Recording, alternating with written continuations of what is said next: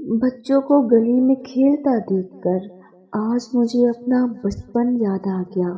وہ سائیکل چلانا، وہ سہیلیوں کے ساتھ گپے لگانا، پکڑن پکڑائی کھیلنا، اونچ نیچ کھیلنا، اسٹاپو کھیلنا، گوگو کھیلنا، چور سپاہی کھیلنا، اسٹاپو کھیلنا اور فرائیڈے کی نائٹ کرکٹ کھیلنا اور اسٹریٹ لائٹ کو توڑ دینا، سیٹرڈے کو لڑکوں سے جھگڑا کرنا، کرکٹ کے لیے لوگوں کی بیل بجا کر بھاگ جانا، دوپہر میں جب سب سو جاتے پھر چپکے سے گلی میں جا کر آئس کریم والے سے آئس کریم کھانا، ٹیوشن کے وقت کلفی والے کا آ جانا، ہم نے ضد کرنی کہ ہمیں بھی چاہیے، پھر ٹیوشن کے بعد واپس آ کر محلے کی دکان سے ٹوفیاں کھانا، شام کو بجلی کا چلا جانا، دادی کا ہم سب کو لے کے گلی میں جانا اور اخبار اور کاپی کے پیپر پھاڑ کر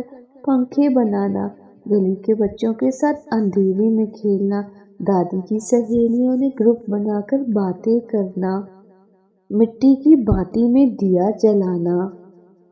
کتنا حسین دور تھا۔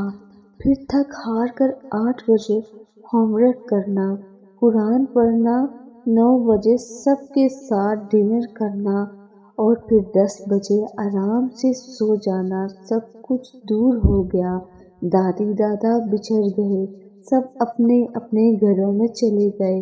ہائے میرا بچپن کتنا حسین تھا اور کہاں کھو گیا۔